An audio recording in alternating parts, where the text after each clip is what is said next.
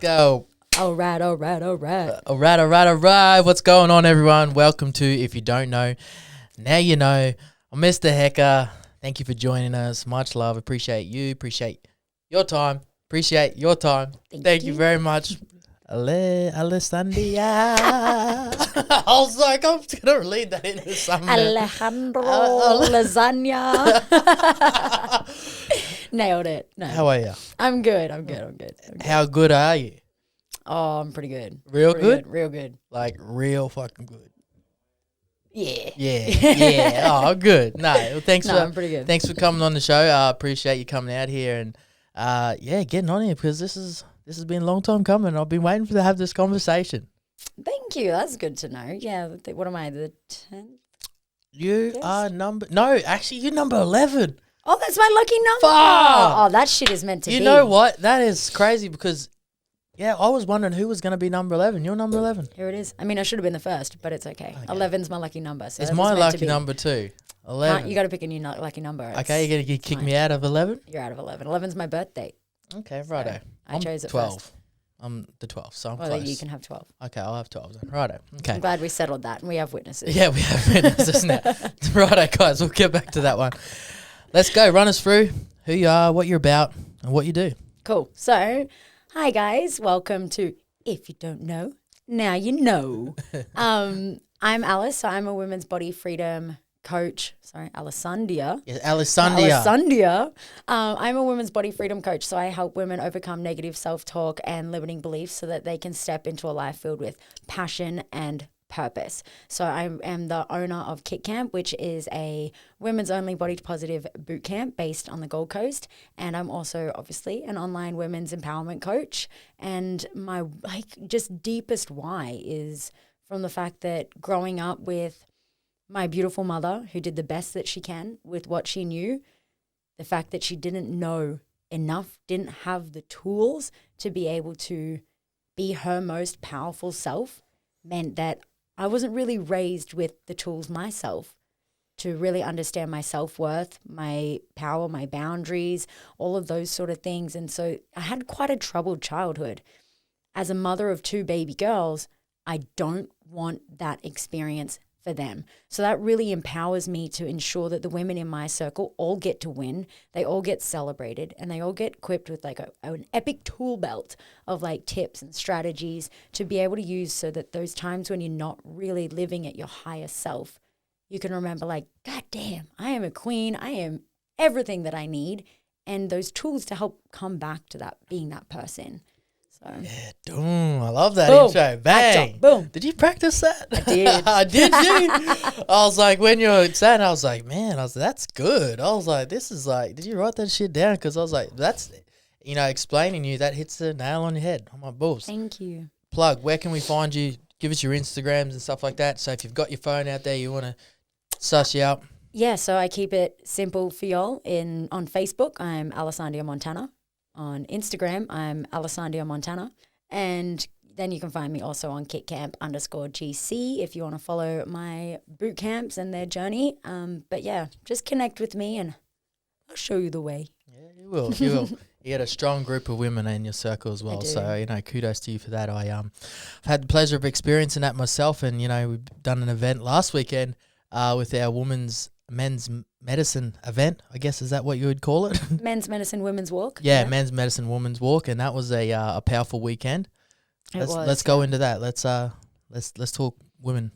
Yeah. So, I mean, I'm really grateful to be able to be not only friends with yourself and Lino, but also a part of such an incredible, incredible movement. So when men's medicine obviously first came into fruition, I remember watching the first video and being like, fuck, it's like the only time I've ever wanted to be a man, because I was just like, I want that. I want to be a part of that. Like I felt and every other woman was like, we want that. Where's my turn? Like it felt so sexist. Like how on the dare you Instagram and like girls are like, oh, when's our one? I was like, shit, man. I was like, let the guys at least have one day. We get one thing. Like, let us have one. Nah, sorry, you got to share. But yeah, it took months and months and months of me kind of like dropping hints to Lino before he was like, okay, look, let's do the thing. And the first one was Iydknyk inspired. Like it was Iydknyk kind of hiring men's medicine to do this walk. And I'm just like, it was 10 times more than I could have ever expected it to be, because the movement that you've made for men has been so powerful and so needed to create that space for men to be able to be open and so free with their emotions. Women already kind of have that. They have that safety around like being able to be vulnerable. Like, we're known as emotional, right? But where I found the difference for women versus men in that space is learning that, when we're emotional, that we can share and be not judged for it, but B, also that the emotion is strength, and to come back to that power that we have within, to not be victim to our emotions, but to actually come back to that power. And like, I can be in control and I can use this emotion to fuel something greater. So I found that really powerful in the women's walk, and I'm just like, yeah, like so glad that we keep doing more and more and more. Yeah. And like coming back to like the original question, like the women's walk this weekend, I mean, other than the one I was originally a part of, because that will forever hold such an important place in my heart as far as what I experienced from it for myself, like my own personal journey. But this most recent one, I just think because it was post-COVID, that there was so much more gratitude in the room. Everyone really like just really worshipped and understood and really like enjoyed the opportunity that it was, and really like went with it. It was probably my favorite walk, again, other than my one, to date, because just the connection in the room that they cultivated, the transformations that they experienced, and even going on, like watching the women, the way that they connect, and the community that came together because of this walk has just been the greatest gift. Yeah, it's a cool day, hey, and because we'd been obviously locked up with the whole COVID thing, and I was out there, and I was like, had a couple moments where I was there, and it had arms around women, we were in our circle, and I was like, fuck, man, I was like, this is like, we are so lucky. I was like this is so epic. lucky. I was like, fuck, I just had a moment there. I was like, a bit of emotion rushed over me, and I was like, oh, I'm so glad that we get to do this, and it's such a powerful day, especially to see all the women go there. And just fully lean in. I have to always acknowledge the women. Hey, and I had this conversation. I'm like, the girls always seem to lean in more. Like, even like just in every way. The men go there, but I for me, I really like going on the walks with the women. They go 100. Hey, they like. I think that like a big piece around that is, and I'll speak from like my experience, and especially my experience now as a mom, is as a woman, it takes a lot. It takes a lot to finally choose yourself. As a mum, more so, like we are in our bodies, like genetically designed, socially conditioned to nurture, to put other people first. So when a woman chooses to do something for herself, it's really come from a actual choice. It's not like oh yeah, cool, let's just fucking do this thing. Like they've really made a decision to step into this. So to commit 10 hours or 8 hours, like whatever it is, like to a day, to really put yourself first and fill your cup and get what you need, they've gone all in on that commitment. So they're not going to half-ass it. That's exactly what, that just like landed there with me. I'm like, I know those women have got, kids and stuff at home as well, and they don't want to be out there, away from their families, because they're providers. They're looking after their kids. We ain't wasting no time. Yeah. We're in, we get it done, we got to go home because we're shit to do. I got dinner to make, kids to clean up for, life keeps going on. This is our one shot, one opportunity. So that's it. Even like on the way home, like the women get down there, we get all the activities and get the day done, and we're like, okay, we got to go home, and they're like, yep, let's go, let's boost home. The guys, hey bro, what's going on? I'm like the first time we took the women, I'm like, look, I'm just gonna walk up the hill, and just let us know if you need to stop. And they're like, no, just keep walking. Yeah. I was like, you sure? I can walk all the way up. And like they just trudged up the hill and just got home. And I was like, why aren't the men like this? I was like, you guys just fuck around all day. I was like, we get home in like an hour. With the men, it's like 2.5 hours. I was like, what's going on here? The other thing that cracks me up is there's like a stage during the day where we give you guys some activities to do and write a few things out. And with the guys, it's like, we're talking and Lennell's yarning and telling them what to do and what to write down. And with the guys, usually we say it, and then everyone's like, oh, what did he say, bro? Like, what do we write down? And then they, this X, Y, Z. The women we've said done it. and then I'm like looking around, I'm like, oh, oh shit, they all listened. Yeah. They all listened. Yeah. And we're finished. We've listened. We've done the thing. We're like, what's next? That's exactly. I was like, there's a moment there because that's usually like part of the day where you walk around, help and make sure everyone's clear on what's going on. I'm standing there, I'm like looking at Lena. I'm like, I got nothing to do.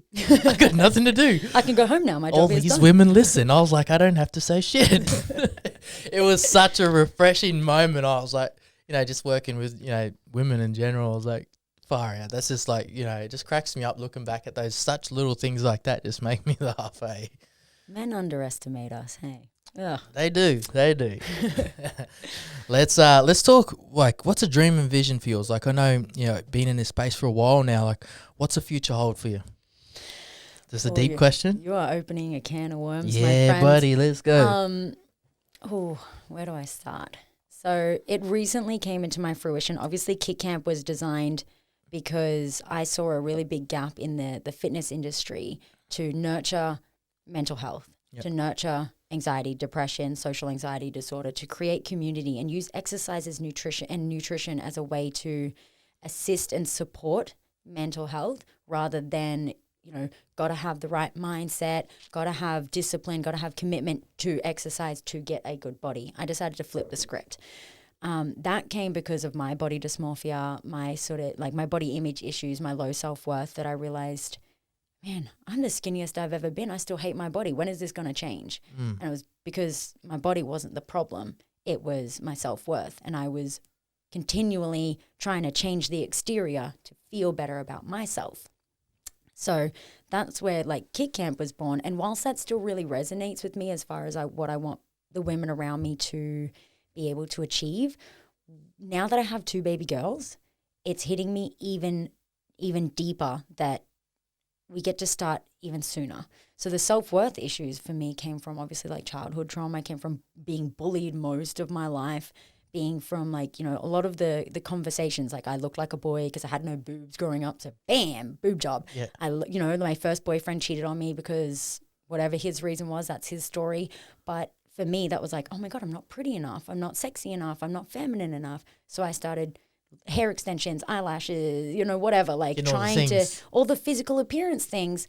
And realistically, even that, it stemmed from way sooner. And that those self-worth stories. So for me, I'm like, I don't want my daughters to ever doubt their beauty, doubt their worth, be bullied and not know how to stand in their power and stand up for what they believe in and stand up for themselves. And I don't want my children to ever think that they are not worthy of my love or anyone else's, or that they don't have everything that they need already. So for me, I know that my experience was, as I mentioned earlier, like on this in this conversation, was my mom didn't have those tools, didn't have those tips, didn't have the support that she required to be able to nurture me as a child. Like as I was developing my own personality and everything, that I was a larger than life kid. Like I was not the easiest child to take care of. So props to you, Mom. You did your best. But at the same time, like I have Soraya, my baby, she's nearly 3. She is a wild child. She is 100% my mirror. And I'm like, sweet Jesus. But I really get to be able to have the tools to know how to fill my cup, to cultivate patience, to make sure I love myself first, to make sure I'm always choosing myself first, so that when it comes to honoring her energy and, nurturing herself, that I have everything, like all of my I's dotted and my T's crossed, so that I have that space and that energy to nurture her personality as well, which is where that balance wasn't there for me and my mom.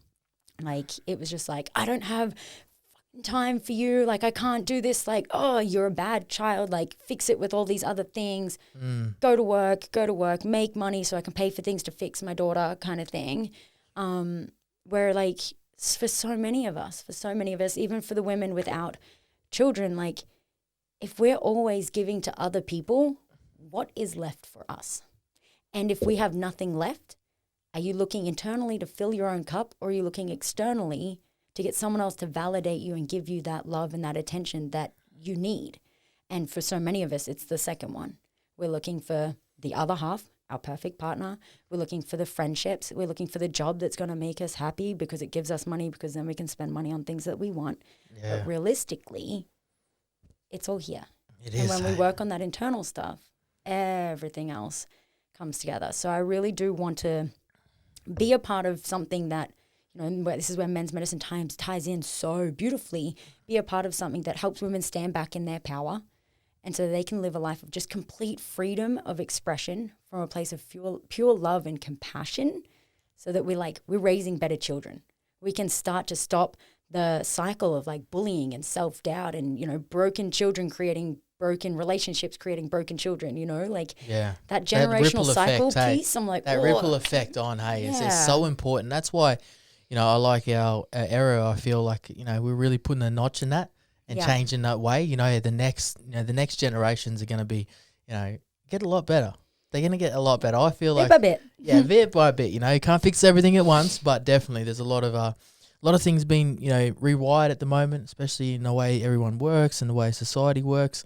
It's really important time right now. Everyone's shifting in the right direction. I feel so anyway. Obviously, there's still shit comes up here and there, but we're moving in the right direction. And especially for the women, where you're talking about looking for that external validation, it's a really common thing. Just even with social media and stuff these days, there's so much competition. Yeah. I never really fully understood women in that sense, like that they are always in competition. Like I was like, come on, what's going on? Like, who cares?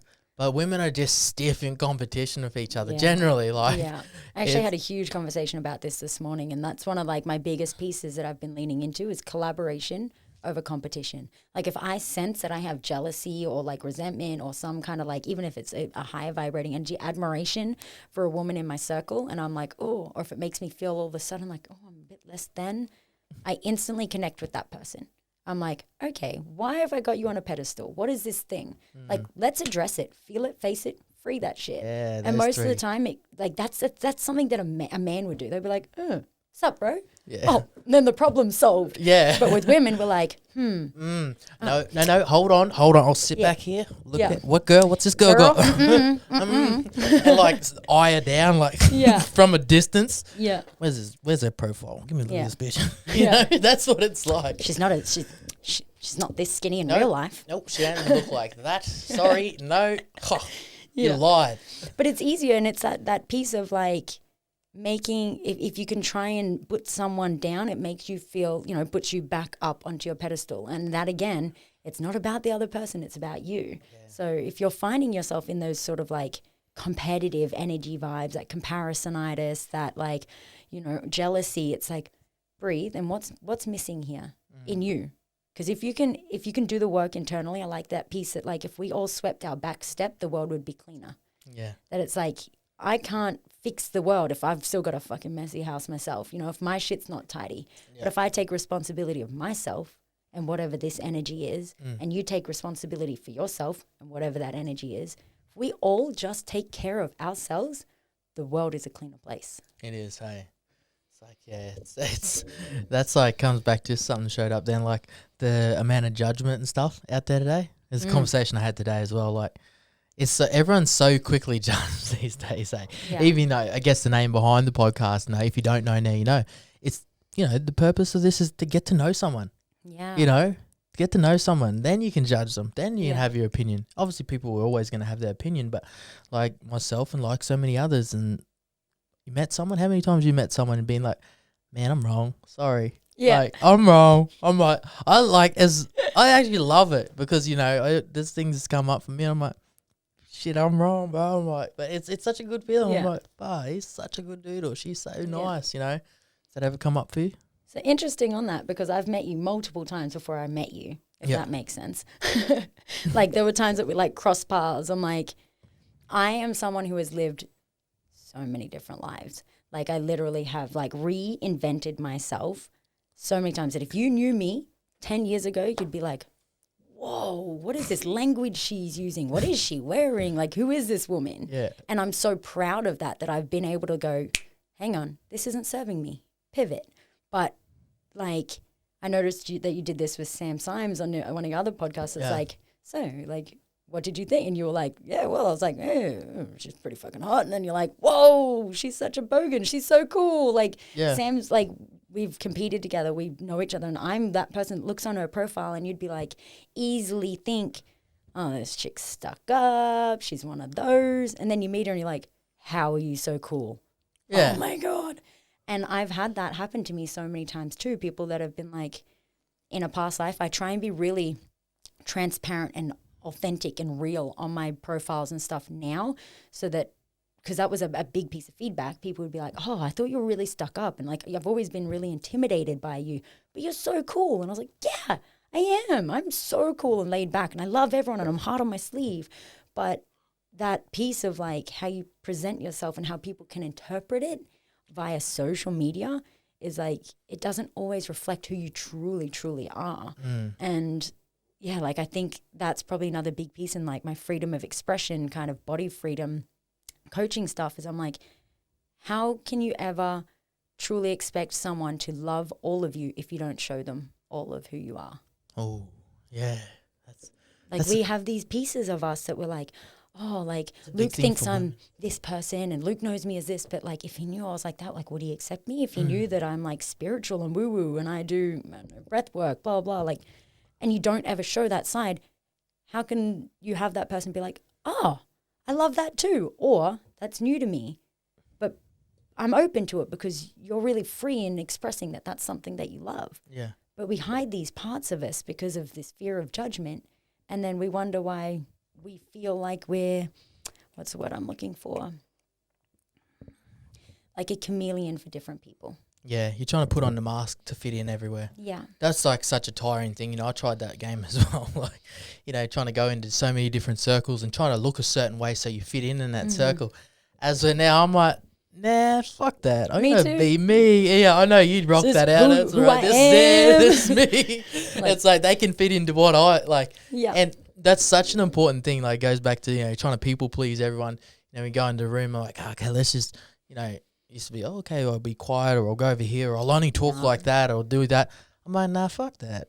Yeah. This is me. Because the thing is, like, you're attracting people in based on that part of your persona or the person you're trying to be, and then you never really get to be all of you anyway because you've tried to fit in and they like the version of the person that you've pretended to be and not the real you, and so you're stuck being this other person. Fuck, that's exhausting even saying, let alone doing. Oh, you know, that just lands with me. I was like, I see people do that in relationships. Yeah. I'm like, down. I'm like, I see guys and girls doing it, you know, like trying to be, oh yeah, I'm doing all the things. I love fishing. What do you mean, babe? I love fishing. I'm like, yeah, let's see that in 6 months. Yeah, time. and Like, then I see them and then they have to take all the masks off and like stop talking like that. And then I'm like, I'm talking to them, they're like, how's your relationship going? It's fucked up. I'm like, oh, okay, yeah. Yeah, my partner learned quite early on in the piece that I actually don't like basketball. I did. He loves basketball, hey. He loves basketball. Obsessed. And I had the jerseys. Like, I used to wear it, you know, for fashion. Like, I'd have my basketball jersey and think I was all cool. And, you know, I knew a little bit. I know who Michael Jordan is. But he'd be like... I got a Lakers jacket. Yeah, I got a Lakers jersey. Like, and we'd go and he'd be like, oh, the basketball's on. I'd be like, yay, let's go do that. I could see you doing that too. Sink down. And so, yeah, we got to a point where I'm like, oh, I better be real honest. Like, I don't like basketball. Excuse me, It darling. can be your thing. Yeah. Yeah. But we all do it. We all, like, it's that, you know, you just don't want to leave. When you connect with someone, you're like, oh, man, I really want to leave a good impression on this person. Yeah. And you do sometimes start to like things that they like as well, in friendships, in business relationships, in all of it. But there comes a point where you get to be really honest with the things that you love that maybe they don't, and the things that you don't that maybe they do. You're allowed to be different, and all of those things are okay. Yeah, those are all. That's what a lot of people go wrong. They're like, oh, if we disagree, we can't be friends. Yeah, I'm like, no, we're adults. You can tell me to fuck off. You can tell me to fuck up. Like, that's okay. You may not like what I like. That's okay. Like, but also, like, it's okay for people not to be your people. Yeah. And this was something I really struggled with, that I was like, oh my God, not everybody likes me. Like, how do I'd have this group of people who loved me for me, but there'd be one person who didn't. And I'd be like, got to change for that one person. You got to try win that person over. Got to convert that person to my team. And in doing that, I'd lose the people who loved me already. Yeah. But I'd be so caught with, like, got to keep everyone happy versus being like, and there will be people who watch this podcast who switch off halfway through because I'm too much, and that is okay. I am all good with that. Because like you get to come to peace with the fact that not everyone is your people and I'm not everyone's people, and it's perfect. I'd rather have people around me who love me as this version than people who think that I'm something else. Yeah, trying to play in a different lane. That's so important. And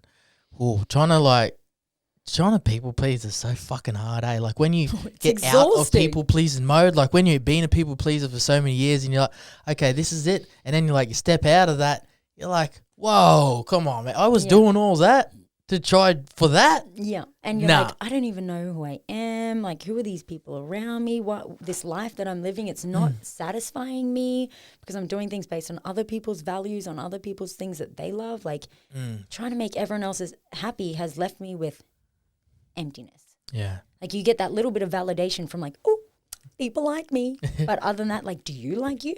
Yeah, fuck yeah. Like, you do now. I do now, yeah. But back then? Nah. Me either. No. I fucking love me now. Oh yeah, but back then, like, after all of the masks were taken off and all of my fans had gone away, all the people I'd pleased, I was still going home alone. And I was still like, I don't know who I am. I can't call in like my king because I'm 10, 20 different people for 10, 20 different people. And I was like, I'm not happy. I'm not doing the things that I love because I'm doing the things that these people love. Like for years, I was out clubbing, drinking, doing drugs, like hated it. I would pretend to drink. Like I would buy drinks and then like hold the same drink like all night because I wanted to fit in with people who drank, but I didn't like drinking anymore. But if I didn't go out, I didn't have my friends. So I would go out and be like... I wish I did that. I would save so much money. I wish I just did drugs and not drunk. I'm like, one or the other. I was just full tilt into both. But have you ever actually like gone out completely sober around people who are completely shit-faced and just been like, the fuck am I doing with my life? Is this what I used to look like? Like, that's not living, Barry. Yeah, I have. And it was a real eye-opener because I was like, shit, is this what it looks like on the other side of the fence? I'm here. I was like, I made it. I was like, I fucking made it. Yeah. I'm on the other side. And like my life is so much more fulfilling now. Unfortunately, I lost all of those friends.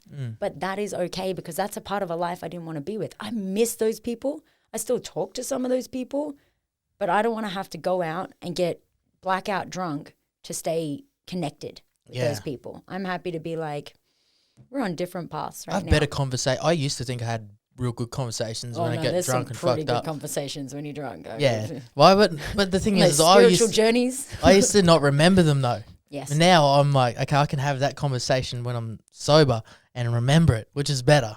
You know, that's what I'm getting good at that now. As I used to just have those conversations and be really cool in the moment, and then I'd wake up the next day and I'd forget. I'd be like, "Fuck, that was a mad conversation," but I was like, "I don't remember what happened, but it was good." Yeah, I know we had a big D&M. I was like, it was mad, but I can't remember exactly what was said. Super funny story, but that's actually how me and Lino met. Yeah, I know. You guys met on the Benders. Yeah, so we were at Platinum nightclub on the Gold Coast, and I literally have no idea what the conversation was, but I was heartbroken over some boy that obviously is not important now. But he was like my rock. Like he was just at the bar ordering a drink. Next minute, I'm crying. We're talking about this, talking about that. 3 hours, I shit you not, 3 hours we sat at that bar talking. The lights were on. Everyone had gone home, and like security had to be like, hey, you gotta go. Gotta leave. And we've been best friends ever since. Yeah. Ever since. But it's just, so, you know, there's some benefits to that old lifestyle, but. He's a good listener, hey. He is a good listener. He is a good listener. That's one thing I got to give credit to him for. Let's go into, I guess, like working with women. What's one of the biggest things that come up with women, like working with women in this space? I would definitely say it's a mix of traumas.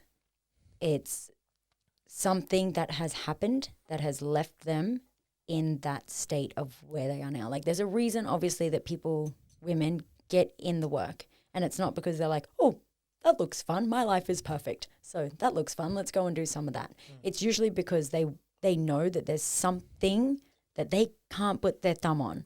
And they need someone. Like I heard a really great metaphor yesterday where it was like, if you're going to go climb a mountain and you were going to do it blindfolded and in the dark, you would probably still eventually make it up the mountain, but it's going to take you a really long time to get there. Whereas when you have someone you can talk to, you You have someone you can open up to. You have someone who's been on the journey hundreds of thousands of times before, or, you know, a coach who's taken that journey, who knows what steps to take, who knows where to step, what you need, how to get there. They know the path. You're going to get there 10 times faster. And that seems to be like that really landed for me, where I was like, when they come to me, when they come to the men's walks, they're looking for the person who's like, I know what mountain you're about to climb. I can take you there. Yeah, the guidance. Like the guidance. They're looking for someone who's like, you don't know that there's something deep inside of you that gets to heal, that gets to be released, that links to that story that's holding you back today. And when they come and that lands for them, they're like, oh my God, I didn't realize that was the thing that's been holding me back this whole time. Thank you. Yeah, that's one of those things that, you know, obviously at the start of the day at our events, like, you know, you've done a lot of walks and a lot of events now. It's like you see them come in and you're like, oh, I'm like, and I'd see them, I'm like, fuck, I'm like, I want to see what this looks like at the end of the day, because I can see, I know what we're going to go through. Yeah. You don't. But I'm like, I know once this person goes through that experience and then comes out, I'm like, boom. I'm like, I'm excited to see what that is, because that's a bean that I see gets to grow an enormous amount, and just in that day, in an event, I'm like, that for me, that's like that sense of fulfillment. Like there's the transformation. Seeing that twist and that change is for me, that's like that's what I do it for. That's it, man. I'm like, I see that, you know, to see someone, even the guys, you know, at the start of the day, they come give you a hug, and it's like, yeah, it's a little soft hug, and at the end of the day, they're like, give you a big hug, they're like, thank you, bro. I'm like, yeah, man, that's what it's about for me. Yeah, I'm like, fuck, thank you. Yeah, my favorite are the ones that like, they're like, oh, I don't really know what I'm here for. Oh, yeah. I just felt called to come, and you're like, you know what you're here for. You know, you just don't say it. Say it. And then you see them on the journey like, I'm just, you know, open to whatever. And I'm like, I love that. Like, don't come with an intention, like a specific something. Like, you want to set an intention to be like, this gets to look however it looks. Yeah. You know, like, have your thing that you want to work on, but don't create such strict expectations, because that's the problem that you're probably carrying through your life, you know. How you do anything is how you do everything. If you put such high expectations on yourself, on whatever's going to happen, then anything less than that or different to that is still a perceived failure.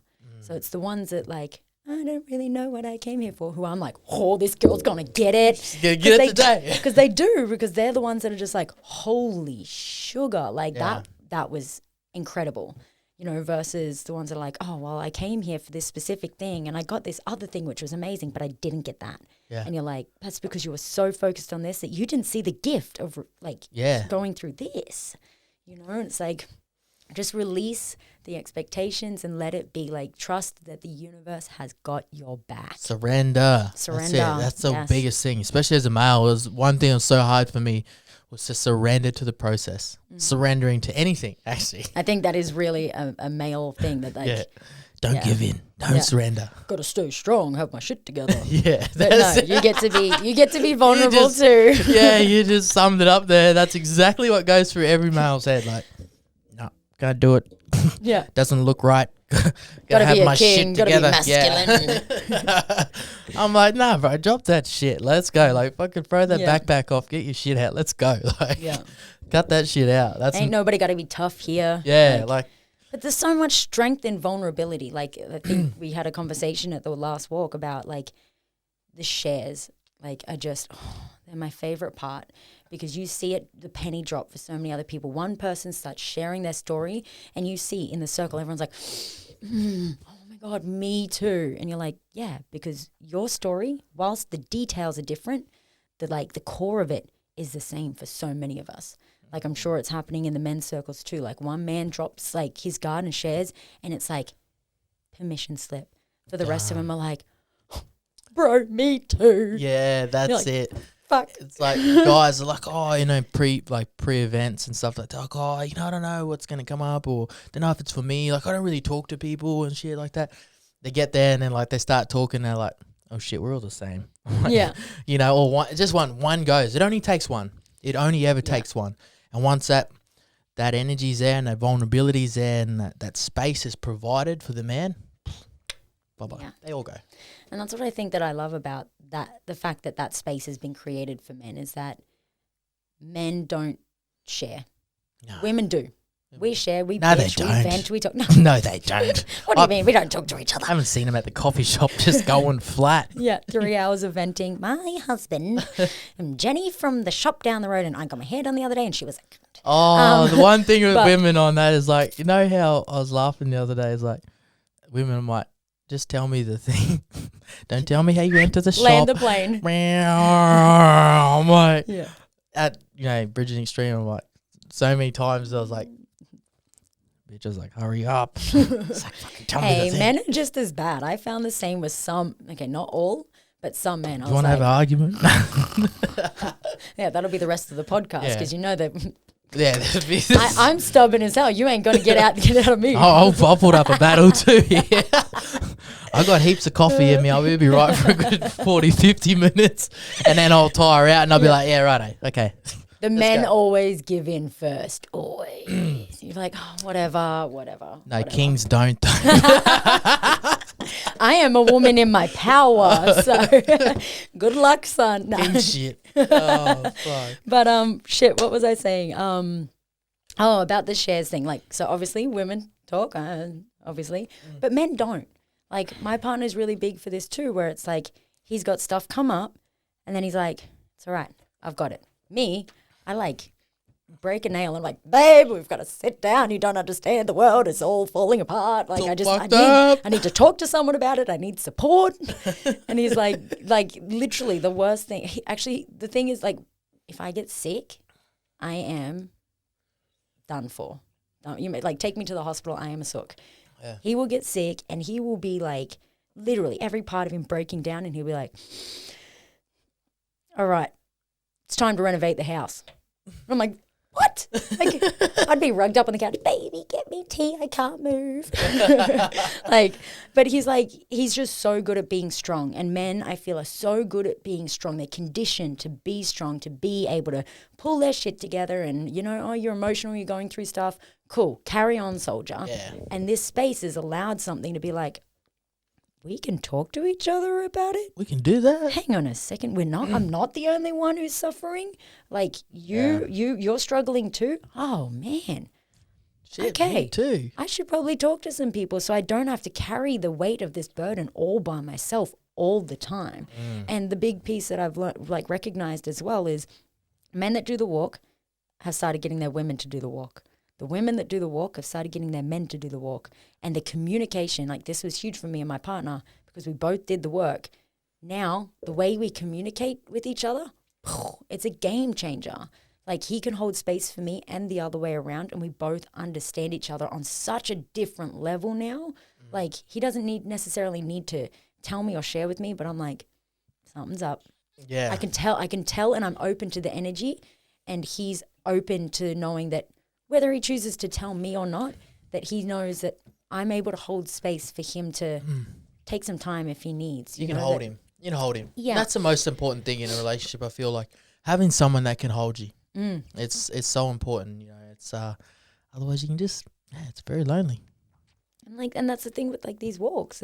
Like, men are like, I don't always have to just hold space for her. Yeah. I can communicate with her about how I'm feeling too without it getting to the point of, I've done everything around here and I'm struggling too and you don't give a shit. Like, it gets to be like, okay, before the explosion, how can we communicate effectively with each other? Before the woman blows up at you, before you blow up at your woman, or, the kids that can just Men tell don't that blow energy. up at women. Please. Like, even if it's just silence, like, you can tell. Sometimes that's the worst one. The silence is deadly. I'm like, something's wrong. Male side? No, I'm fine. Oh, yeah, both the silence. sides. Women do it, men do it. And it's like, you are not okay. Yeah. I'm fine. Everything's fine. I'm like, No, I'm all good. yeah. What's wrong? Look, darling, it's all good. Let's just go. Let's go. Yeah. I'm Got to like, carry on. Got to soldier on. Gotta go. Let's go get a feed. Come on. Let's go. Yeah, I'm just hangry. I'm hungry. I'm just tired, darling. I had a big day. Yeah. But, like, it's opening that opportunity to be like, look, I am tired. I have had a big day. And there's a lot on my plate right now. And for it to be received from both ends. And to know that you can go and hang out with your bros, or you can go and give them a call. You can call someone and be real honest about what that thing is, what's coming up for you, why that stress is. I mean, so many of us through COVID lost all finance. Like, I know so many men that really struggled through COVID because you're the protector, you're the provider, you're supposed to be the one that keeps the house steady, the bills paid, like everyone fed, like clothes on their back. Like that's your role. Innately, society, like generations of that's your role. And you lost your jobs. And it's like, how do I provide for my woman? How do I provide for my family? Who the hell am I now? If I'm not the provider, if I'm not the protector, what is my role here? Like, it was like this complete like identity shift of like, what the hell do I do? And taking that responsibility all on themselves. And, you know, I do know quite a few of the men that have done the walk who also went and had that experience through COVID and had the opportunity to be like, I'm actually struggling with this, and being able to communicate that and be like, I don't know how I'm going to make it through this if this keeps happening, you know? And prior to having had the tools in the tool belt, like I spoke before, maybe they would have turned to alcohol. Maybe they would have turned to drugs. Maybe they would have turned to, you know, anything else, like bottled it up, exploded. Like, yeah, it's so easy. We just don't know what people are thinking if they can't feel safe to share. And that's like the biggest piece. Like, now we're safe to share. Yeah, that's it. Just having that space, hey, so important. So important. Let's shift into some highs and lows in your life. Let's talk highs and lows. Highs and lows. Which one do you want to go first? Highs or lows? Let's just go with both. Marry them up. Highs are definitely like motherhood. Yeah. Man, I've got two beautiful, beautiful baby girls. Yeah. So like that is such a huge shift for me as far as like my first daughter was a complete surprise. And I was like, I remember feeling like, oh my God, I can't even look after myself. How am I going to look after someone else? But like the biggest gift, because I wouldn't be who I am today without my two baby girls, they really made me pull my head in real quick and start adulting. I guess you have to, eh? Yeah, have to. No other choice. You know, I think children are like the best life coaches that you ever get because like you don't have a choice. You can't hide away from being a parent. Like you can't give them at 6 months old, you don't get to be like, hey honey, I just need to take a week off. Time out. Time out. Like, oh. BRB. Be right back. Like you don't. So that was a really huge high for me. And it was also a really low for me. I really lost my identity when I became a mum. The amount of time that, like, for me, my highest values are fun and freedom, or they still are, but they were. Like, I was someone who could not be tied down, didn't keep a job for longer than like 6 months because I get bored easy. Like, I was always traveling. I couldn't see that. Like, I was always traveling. I was always like going new places with new friends. Like, I just love adventure and meeting new people. Like, I've traveled to like 26 different countries, you know, already. And then I became a mom and I was like, I'm trapped. Like, that was my feeling, is like, I can't leave the house. I can't do these things. I can't, like, I've just got this something attached to me all the time. And so, like, it was like this blessing. And it was like, oh my God, like, who am I now? Like, complete shift of friends, complete shift of identity for me, which I've worked really hard on getting back. And this, I mean, I know we're talking about me right now, but this is a really recurring kind of, like pattern, like feature in a lot of mums that I know, that I'm like, so outside of being a mum, what do you like? And they're like, okay, outside of being a mum and like a wife, like, what do you do? Like, who are you? I don't know. I'm like, shit, so many of us don't know who we are outside of the mum hat, the wife hat, the housekeeper hat, or the whatever you do for work. Like, those things are like all we know that we are. And it's like, sort of that way. Hey, that's the first time that's kind of been brought to me. I'm like, that would be such a daunting thing for a woman.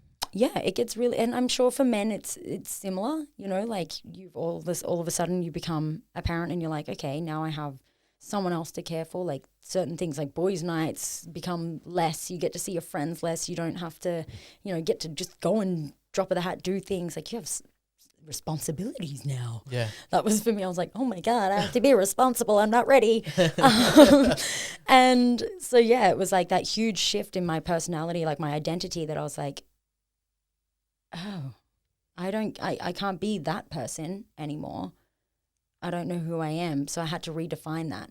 And so when we're talking about highs, that was another high that I was like, I get to be whoever I want to be now. Like I get this opportunity to like wipe the slate clean and start fresh. Like, what do I want my life to look like? What do I want to aspire to be? What do I want my children to like model? Because they're going to role model off what they see, off who I am, off who I be and who I'm around. So I got to really get really clear with my values and the kind of environment I wanted my children to be exposed to as well. And it was a huge defining moment for me. But again, back to a low, like it was also really difficult. And there were times where emotionally I couldn't handle it. Like I have had some times which I brought up on the walk that I hadn't actually voiced to anyone else before, but where I postpartum was suicidal. Yeah. Like wouldn't say that, and this is the piece that I talk into about suicide the most when I talk about it, is nothing was wrong with my life. Everything was great. I had money, beautiful partner, like roof over my head, everything was safe, but I still couldn't escape that feeling of darkness and like, I just can't. And for me, my thing was I would get in the car and I would drive like ridiculously fast in no direction, hoping to run into a pole. Like it's bringing up some emotion for me right now. It's all right. Because I would have images of my children in my head. I would have images of my partner, my family, and knowing that I've lost people to suicide before, I was like, that story of like, what are you doing? And like, there's nothing wrong, like trying to talk myself out of it. You know what I mean? Like, why? Like, stop, breathe. Like, why? And still in my head, like, it was just like this, like, oh, like, no, like, they're better off without me. Like, I can't control my emotions. Like, I can't. Like, life is so, like, I don't know who I am. Like, everything's just so, like, hard right now, you know? Yeah. And this is a big thing, you know, with mothers. Like, we've got whole lot of hormones surging through our bodies. So whatever we experience is like heightened times 10. And so my arguments were times 10, my emotions were times 10, my downs were really down, and my highs were super high. Like everything gets heightened. And yeah, like it was actually your friend Kat who pulled me out of my hole that night. And if it wasn't for her, like, may not be here today.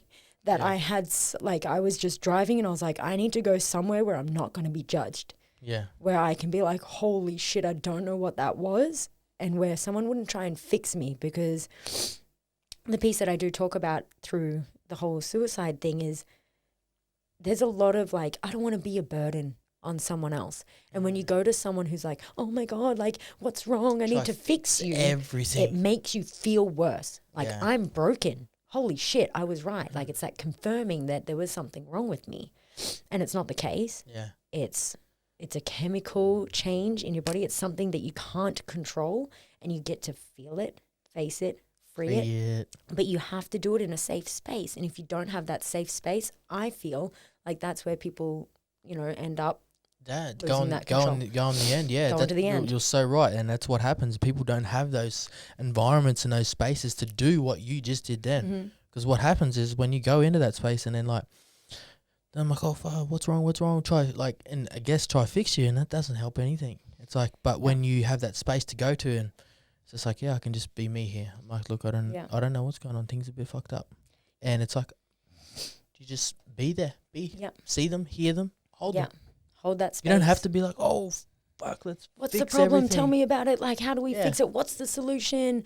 Like, that's the thing that for me, in my experience with other people that I've held space for, the moment you try and fix them, the moment you're telling them that what they believe about themselves is true. Yeah. I'm broken. I'm fucked up. I'm like, there's something wrong with me. I shouldn't be here. I make things worse, because you're like, how can we fix it? Yeah. You know, like, what can I do to make it better? Like, don't. Just be in the moment with them, hey? Just listen, just acknowledge that my feelings are a real thing. Don't give them meaning. Yeah. You know, and be like, okay, what can you do? Put the power back in that person. Take them from victim to victor, Because when I'm in there, I'm like, oh my God, I can't. Like it's a really overpowering emotion. And I'm not sure if you've experienced it, but I'm assuming you have. Yeah. That it's a really overwhelming and overpowering experience to be like, in your head, you're like, bruh, I'm good. Shut the fuck up. Like, what do you mean? But in your experience, in your body, you're like, nah, I can't. Yeah, it's a battle. Yeah, it's this full battle. You're like, come on, man. You just want, like the most powerful thing that even Lino has done for me is be like, okay, what do you have control over? What can you do? Like, how can I help support you to figure this out? Like, giving the power back to me to be like, what can I do? It gets you thinking rather than when you're like, what if I do this? How can I do this? What if this? What if we go see this? You're sitting there going, no, not that. No, not that. No, not that. And it gets like, fuck off. Yeah, it's like, I just came here to... Like, but it gets people thinking when you're like, okay, I'm here for you. And what can you do to shift some of this energy? Yeah. Gives them permission to be like, and the first 300 times you ask, it's probably like, I don't know. Yeah. But they do. And even if they don't give you the answer, when they walk away, they might actually, because they know. They know. They always know. I knew what I needed to do. And having that space where I was like, okay, I don't want to leave my babies. I don't want to feel like this anymore. It's time to take action. I know exactly what I need to do. I'm going to stop being a little bitch and go do it. Yeah. Oh, done. Pep talk from Leslie. Bang, You got it. Let's go. Yeah. Last couple questions. What's something that pisses you off? This is a question I like to ask people. Something that pisses me off? I don't know. Something triggers you. Anything? I mean, lots of things. As soon as you tell me, that's all I'm going to try it. People that pick their nose in front of me, nah. I mean, I get triggered a lot. I have a lot of people holding mirrors for me at the moment. But I wouldn't say that they piss me off because I recognize that there's a lesson in it now. But what pisses me off is people that do things out of integrity. The people who do things that are disrespectful. Like, more so if you have a specific if you have a relationship with that person and they speak and act and talk about being a certain way, like, I'm my higher self and I'm a really giving person and I'm really nice, and then their actions are out of alignment with that, like they're out of integrity. I'm like, I can't handle that because I'm like, sorry, what? How did you just do that? But everyone's here praising you for being this person. I'm getting triggered right now thinking about it. Like, I get that sometimes people don't recognize that their words and actions aren't, but there's people that that I'm like, that what you just did was not okay. Yeah, and you're playing acting that game. Like you have no idea. Yeah, they play silly buggers with me. And I'm like, don't fucking take me for a fool. Like, I'm like, and I think, like, again, this is a mirror for me because in my life I've had a lot of struggles with boundaries. And so I've let a lot of people walk all over me where I've been like, I've trusted their word, not their actions. That I've been like, oh, okay, you said you didn't mean to do that thing, so I'm going to believe that. And then it happens again. And then it happens again. And I'm like, okay, now I'm the idiot. And I hate that. I hate feeling like the idiot. I'm massive on action, hey. I'm like, I just always, like, I listen to people, but I'm like always looking at, I'm a massive observer in a massive way. So someone could be telling me anything, but all my brain is doing is going what the doing bit. Like, I'm so good at watching people do. Yeah. And that's one thing it's like when people, like what you said, like saying the things, but I'm like, the doing bit. I'm like, whoa, I was like, this bridge doesn't match up. I was like, and like, you get to trust your intuition. Like, there's times where you're like, this doesn't fucking feel right. And I always say, I'm calling bullshit. Yeah. I'm calling bullshit. So yeah, that's something that pisses me off when I see people accepting praise or like, acting one way, especially if they're all like higher self kind of thing, and then not owning the darkness as well, like taking actions that aren't in alignment, that aren't in integrity with that. It triggers the shit. I'm like, it's not okay. Like, you're pulling the wool over people's eyes, and I'm not okay with that. Yeah. So. Oh, done. Let's go to let's say right now you had a magic wand. Yeah, magic wand. Okay. You could change something. what would it be? Don't say make this a better studio. No, I'm pretty impressed with the studio. Magic wand, what would... Like, if you could just change something in the world right now, it's like, okay, cool, bang. There's something that it would be. And I get to only pick one? That's cruel. Yeah, I know, because you could change one thing, but, like, what does the effect of it happen as well? Like, which one thing do you pick? Because everyone's like, you know, you could just give a simple answer, but then World it's like, peace. well, peace. I'm in the pageant. Like, there's definitely a lot of things that are, like, coming to mind. You know, like, when you go through, they're like, oh, fuck, this is live. Like, what's the right answer? Yeah. Give me what comes to thought. But I guess, like, what's really real for me is child abuse. Like, child abuse, as far as, like, sexual abuse, like, any sort of abuse to children. Yeah. If I could eradicate that from the world, just completely. Like, there's no more child slaves, there's no more child sex trafficking, there's no more broken homes, there's, you know, like, children getting beaten in the home, childhood bullying. Like, if all of that was gone, like, all of a sudden, the world just had pure, just unfiltered, just perfect compassion for children. Like, I'm not in control of no adults, but if we have children that are all being raised compassionately and with equality and with equal, like, just opportunity, then we'd have better adults anyway. Yeah, that's it. That just kind of fixes everything, doesn't it? Yeah. Good answer. So, good answer. done and done. Sweet. Well, we'll wrap it up there. Leave us with the message. What's your message to the world? Oh, man. Why don't you give me, like, a heads up on these? You just gotta, like, that's what we do. I put you on the spot. no. Come on. What's your message out there? If you Come don't on. know, now you know. Now you know. What is my message to the world? I feel like that was it. Yeah, that was it. Just leave us with something. You know, you can even leave us with a quote, whatever it is. Look, Allessandia. Alejandro.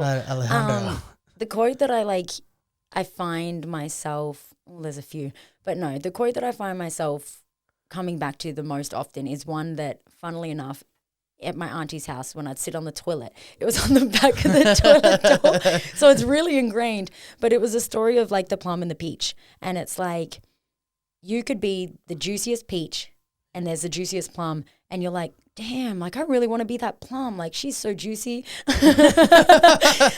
And so, like, you work really, really, really, really hard to be a plum, right? You like, change your color, you change your insides. Like, you're like, I am going to be a plum. You're always going to be a second-rate plum because you're not a plum, you're a peach, right? But you want to be a plum because you're a peach, and you want to be a plum because so many people like plums. But the thing is, you'll always be a second-rate plum, but you are the very best peach.